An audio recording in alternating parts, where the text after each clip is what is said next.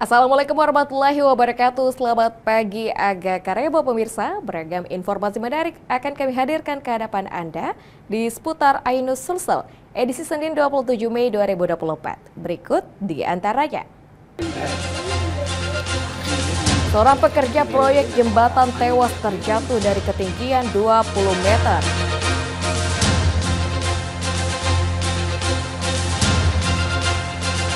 Tawuran antar fakultas kembali terjadi di kampus Universitas Negeri Makassar.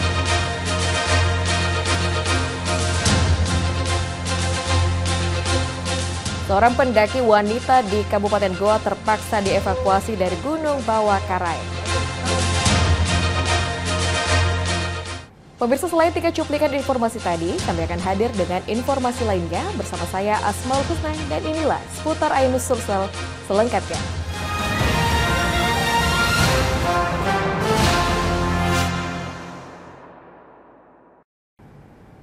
Baik pemirsa, kita awali informasi hari ini dengan informasi seorang pekerja proyek konstruksi pembangunan jembatan yang berada di Kecamatan Tompo Bulu, Kabupaten Maros tewas terjatuh dari ketinggian 20 meter saat tengah bekerja. Korban tewas dengan kondisi luka parah dan patah tulang di pinggir sungai.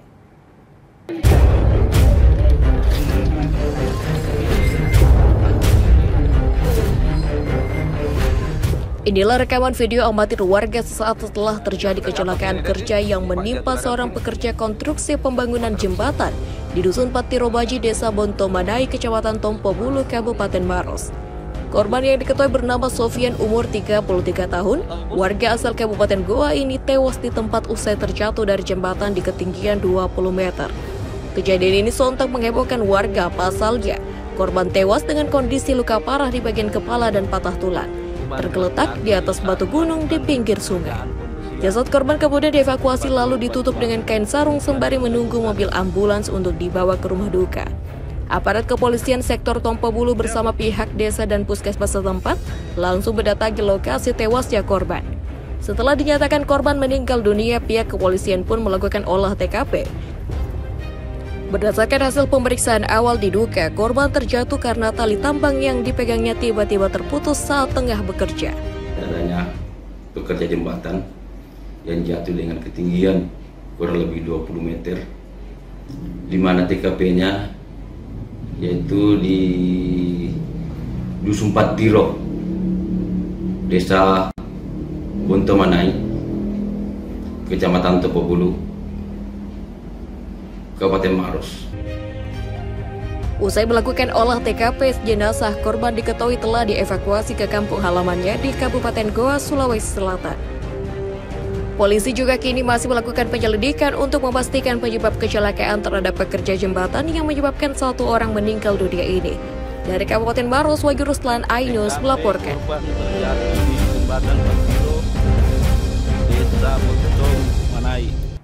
Pemirsa, seorang pemuda di Kota Parepare tega menganiaya serta meludahi ibu kandungnya sendiri. Pemuda 31 tahun itu tega menganiaya ibu kandungnya setelah menunggak minuman keras.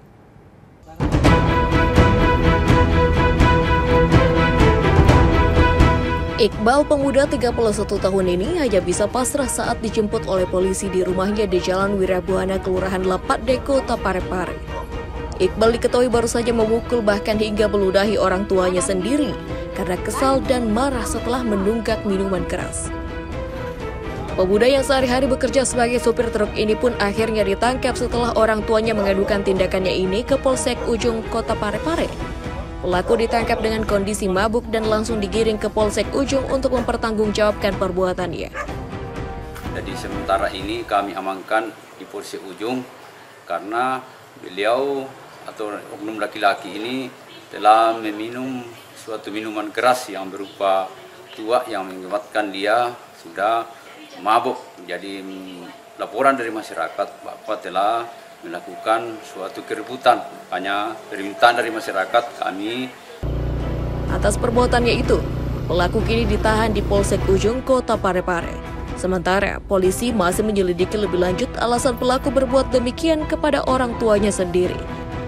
Dari Parepare, RWDK Pratama, Ainus melaporkan.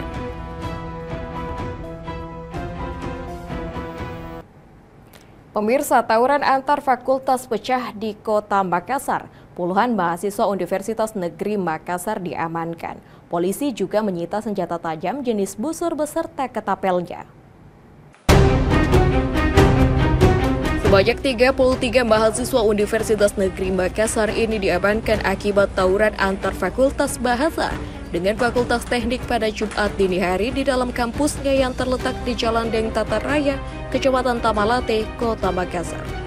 23 diantaranya merupakan mahasiswa dari Fakultas Teknik dan 10 orang dari Fakultas Bahasa. Dari puluhan mahasiswa diamankan, 2 diantaranya tertangkap basah membawa senjata tajam, jenis anak panah dan ketapel. Kadit Reskrim Polrestabes Makassar Kompol Devi Sujana mengatakan, tawuran bermula akibat ketersinggungan dari salah satu kubu fakultas yang menggeber-geber kendaraannya di depan fakultas lainnya. 2 di antara puluhan mahasiswa terlibat tawuran ini akan berlanjut ke kasus pidana lantaran tertangkap tangan memiliki senjata tajam. Keduanya berinisial MA 20 tahun dan KS 22 tahun. Dari tangan kedua pelaku, polisi menyita barang bukti 2 ketapel beserta 8 anak buah busur. 2 mahasiswa ini dijerat Undang-Undang Darurat Nomor 12 Tahun 1951 dengan ancaman hukuman 12 tahun penjara. Yang ada di Perang Tambun dari UNM, ya dari Fakultas Bahasa dan juga Fakultas Teknik. Kalau untuk sementara, dugaan sementara pemicunya apa? Nah, informasi dari mereka sendiri kita lakukan wawancara bahwa pada awalnya mereka mendengar ada geber-geber motor di depan mereka, kemudian tersinggung dan terjadi saling serang. Itu kejadian jam 3 subuh. Hingga saat ini Satreskrim Polrestabes Makassar masih mendalami peran dari puluhan mahasiswa lainnya yang ikut terlibat tawuran. Dari Makassar, Leo Muhammad Nur Ainus melaporkan.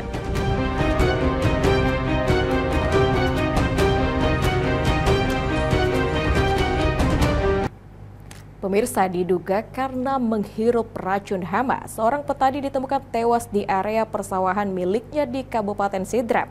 Saat ditemukan, korban masih menggunakan tangki alat penyemprotan hama di punggungnya.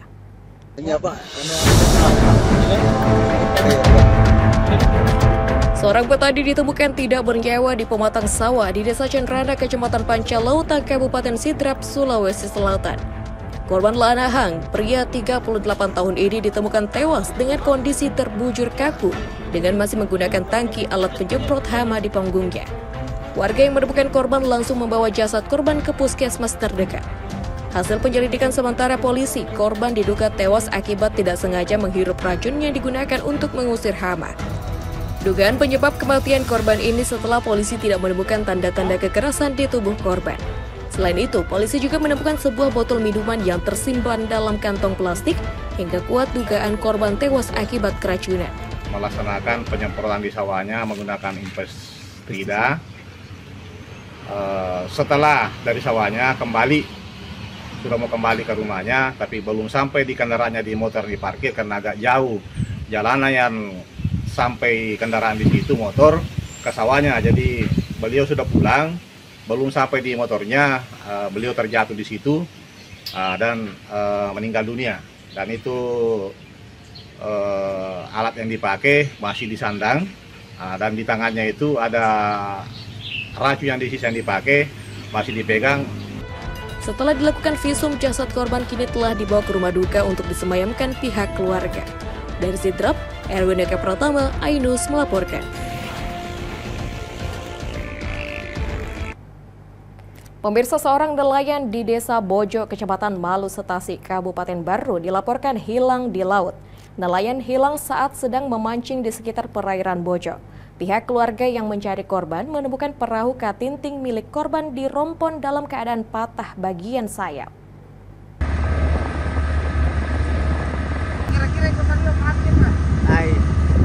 Upaya pencarian korban dilakukan tim SAR gabungan di Kabupaten Baru di sekitar perairan Ujung Lero, Kabupaten Pindrang. Hilangnya seorang nelayan warga Desa Bojo, Kecamatan Malu Setasi ini saat pergi memancing ikan di perairan Bojo. Saat memancing, korban menggunakan perahu katinting, namun korban sampai sore itu belum juga kembali dan kerabat korban lalu melaporkan kehilangan korban kepada petugas sejak Rabu kemarin. Upaya pencarian hingga hari ini masih terus dilakukan hingga pukul 17 waktu Indonesia Tengah. Petugas melakukan penyisiran di sekitar lokasi kejadian dengan membagi 2 kru dengan melakukan penyisiran menggunakan perahu karet di lokasi ditemukannya perahu sejauh 2 mil. Penyisiran di lokasi yang diduga ditemukan juga perahunya. Tadi kami membagi 2 seru. Satu seru itu melakukan penyisiran dari lokasi ditemukan perahunya menuju ke arah selatan, Kabupaten Baru, dan satu seru lagi melakukan penyisiran ke arah utara dari posisi perahu yang ditemukan. Nah, sehingga sampai hari ini penyisiran dilakukan oleh teman-teman dari tim SAR gabungan masih nihil, dan insya Allah setelah break istirahat kami akan melanjutkan pencarian sampai sore. Sebelumnya, pihak keluarga menemukan perahu katinting milik korban di Rompon dalam keadaan patah bagian sayapnya. Dari Kabupaten Baru, Udin Syahrudin, Ainus TV melaporkan. Baik pemirsa, jangan kemana-mana. Usai jeda berikut kami akan hadir dengan informasi petugas mengamankan 4 muda-mudi yang asik berduaan di dalam kamar kos, lengkapnya di seputar Ainus Sulsel.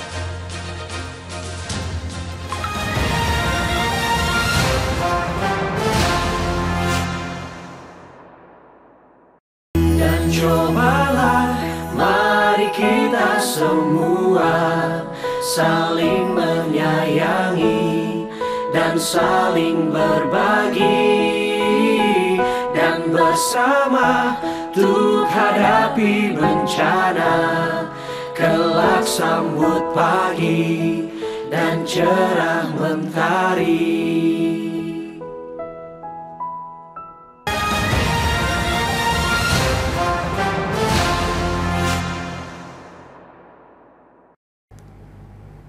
Pemirsa, terima kasih masih bersama kami. Pemirsa, diduga mengalami cedera pada kaki kanannya saat melakukan pendakian di pos 9 Gunung Bawah Karaeng. Seorang pendaki wanita di Kabupaten Goa terpaksa dievakuasi oleh tim SAR gabungan kembali ke kaki Gunung Bawah Karaeng. Proses evakuasi korban yang dilakukan berlangsung dramatis. Omega melaporkan turut Tim SAR gabungan yang tiba di pos 9 langsung mengevakuasi Elisa 23 tahun, seorang pendaki wanita yang mengalami cedera pada kaki kanannya saat melakukan pendakian di pos 9 Gunung Bawah Karaeng, Kecamatan Tinggi Moncong, Kabupaten Goa. Korban terpaksa dievakuasi menuju kaki gunung setelah kaki kanannya terkilir hingga menyulitkan korban untuk melanjutkan pendakian. Tim SAR pun harus ekstra hati-hati mengevakuasi korban karena kondisi pendakian yang terjal dan licin, serta minimnya penerangan di malam hari. Korban pun akhirnya berhasil dievakuasi dengan cara dipapah dan digendong dengan memerlukan waktu selama kurang lebih 4 jam. Sebelumnya korban Elisa bersama 9 orang rekannya berencana menuju puncak gunung dengan melakukan pendakian di Gunung Bawah Karaeng, Kabupaten Goa, Sulawesi Selatan. Namun, saat berada di pos 9 Gunung Bawah Karaeng, kaki kanan korban tiba-tiba terkilir dan sulit untuk berjalan kaki. Rekan korban pun akhirnya melaporkan kejadian yang dialami rekannya ke petugas tim SAR setempat untuk melakukan evakuasi. Korban berhasil dievakuasi hingga ke kaki gunung pada Jumat pagi sekitar pukul 6 waktu Indonesia Tengah. Langsung melakukan evakuasi menuju ke tempat evakuasi itu di pos 9 dengan waktu estimasi perjalanan sekitar 4 jam. Alhamdulillah korban ditemukan bersama survivor yang lainnya dan langsung dievakuasi di tempat registrasi atau desa terdekat untuk dilakukan pemulihan. Usai evakuasi, korban pun dan 9 rekannya dibawa ke rumah warga untuk dilakukan perawatan. Dari Kabupaten Goa, Bukma Ainus, MNC Media melaporkan.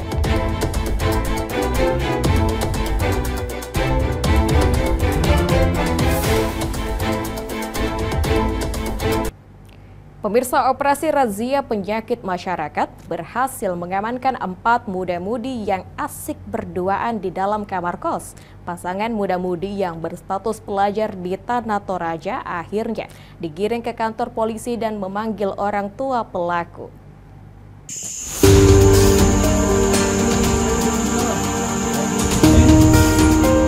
Petugas gabungan dari Polresta Toraja dan personil TNI bersama Satpol PP melakukan razia penyakit masyarakat di Kota Makale, Toraja, Kamis malam. Petugas gabungan menyasar sejumlah rumah kos yang diduga tidak terpantau oleh para pemiliknya yang dijadikan tempat mesum oleh para muda-mudi. Razia tersebut menjaring sebanyak 4 pasang muda-mudi yang diketahui masih berstatus pelajar. Mereka ditemukan di dalam kamar kos sedang asik berduaan yang bukan pasangan suami istri. Ada 4 yang kami ketemukan dan kami bawa di kantor dan dihadirkan oleh orang tuanya. Keempat pasangan muda-mudi itu langsung digiring oleh petugas gabungan ke Mapolresta Toraja untuk dibina. Selain itu, juga pihak petugas akan memanggil orang tua mereka untuk diberikan pemahaman karena sudah melakukan hal yang tidak senonoh. Dari Toraja, Jufrin Tonapa, Ainus melaporkan. Pemirsa, aksi perundungan 2 orang remaja ke seorang remaja lainnya di depan salah satu masjid di Kota Makassar sempat terekam kamera ponsel milik pengendara yang melintas. Pihak warga tengah membantu pihak kepolisian untuk mencari pelaku dan korban perundungan yang diketahui masih belum diketahui identitasnya. Aksi perundungan 2 orang remaja terhadap seorang remaja lainnya yang terjadi di Jalan Poros Pacarakan, Kecamatan Biringkanaya, Makassar, sempat terekam oleh kamera ponsel milik pengendara mobil yang tengah melintas. Video berdurasi 6 detik ini sempat membuat heboh pengendara lainnya di dalam mobil pengendara tersebut saat melihat aksi kedua remaja tersebut memukuli lalu menendang remaja yang sudah tak berdaya tergeletak di tanah. Pasca video ini tersebar di media sosial, pihak warga setempat pun dibuat resah dengan aksi perundungan tersebut. Warga berharap pihak kepolisian dapat mengusut aksi sadis 2 remaja yang melakukan penganiayaan ke seorang remaja lainnya di depan area masjid yang juga di tepi Jalan Poros. Menurut Ketua RT setempat Sahabudin, dirinya belum mengetahui terkait dengan identitas pelaku dan korban serta kapan kejadian itu terjadi. Namun kini, dia tengah berkoordinasi dengan pihak RT lainnya di sekitar lokasi untuk membantu polisi mengusut kasus ini. Wajib untuk ditindaklanjuti dari yang terkait bahwa jangan ada lagi kejadian seperti ini. Nggak boleh itu. Jadi harus ditahu siapa pelakunya dan siapa korbannya juga. Sebelumnya, dalam video yang beredar diketahui 2 orang remaja tengah memukuli dan menendang seorang remaja di depan masjid yang berada di tepi jalanan Poros Pacarakan, Kota Makassar. Kasus ini pun akhirnya heboh setelah sempat diunggah ke media sosial. Dari Makassar, Wahyu Ruslan, Ainus melaporkan.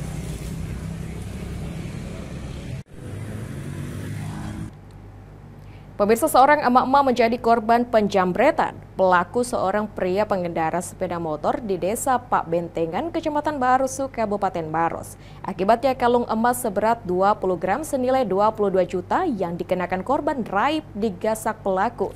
Bahkan korban juga sempat terseret dan mengalami luka di bagian tangan. Detik-detik aksi ini terekam kamera CCTV saat pelaku dikejar warga.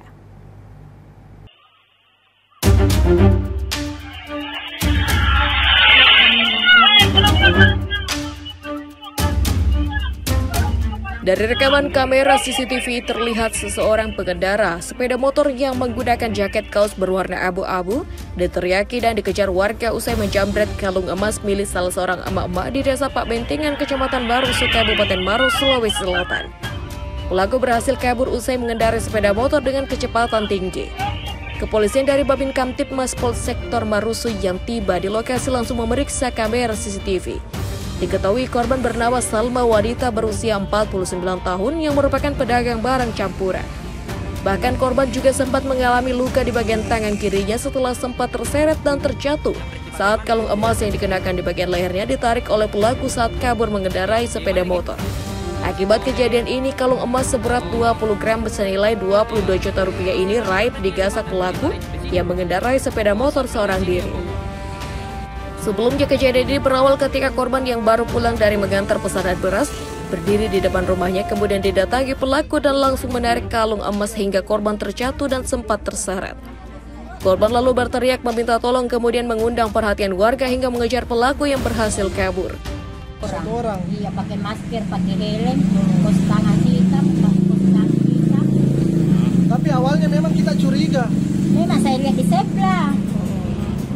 Dia melihat ke situ, Pak.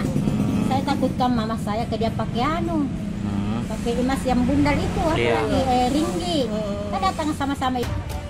Akibat aksi penjabretan ini, korban melapor ke Mapolres Maros dengan membawa barang bukti berupa rekaman CCTV.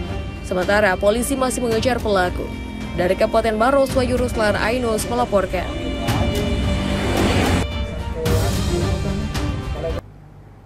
Pemirsa, objek wisata permandian air terjun Bantimurung masih menjadi salah satu destinasi favorit bagi masyarakat Sulawesi Selatan, khususnya di hari libur panjang Hari Raya Waisak ini. 1.000 pengunjung dari berbagai daerah memadati wisata permandian alam yang terletak di Kabupaten Maros.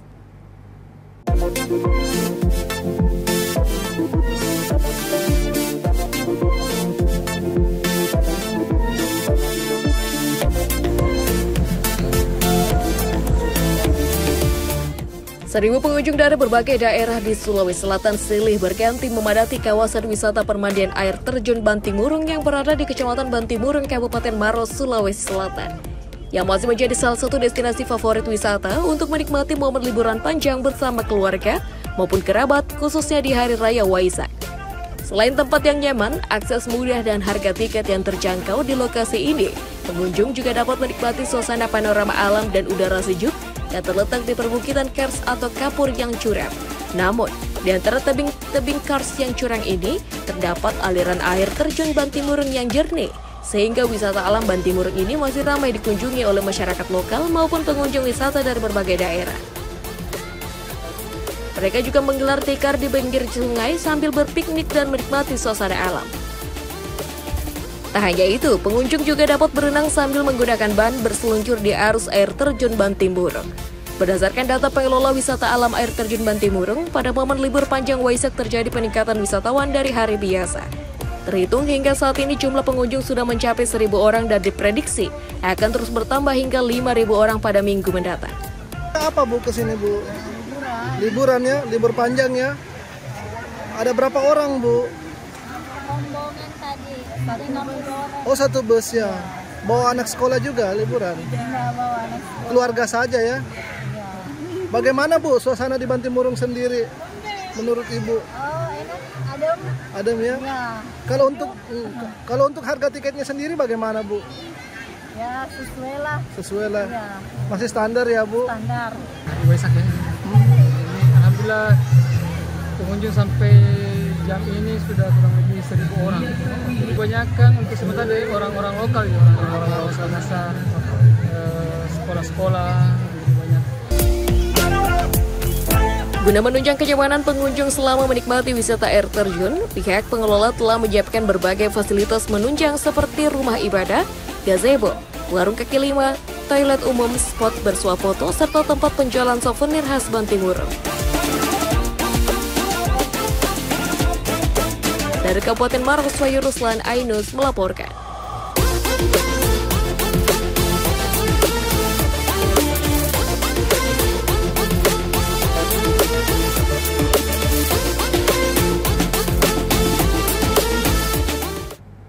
Baik pemirsa, informasi tadi menutup perjumpaan kita pada hari ini di seputar Ainus Sulsel edisi Senin 27 Mei 2024. Saya Asmaulsa bersama dengan seluruh tim yang bertugas pamit undur diri. Selamat beraktivitas, salam kita pada salama. Wassalamualaikum warahmatullahi wabarakatuh.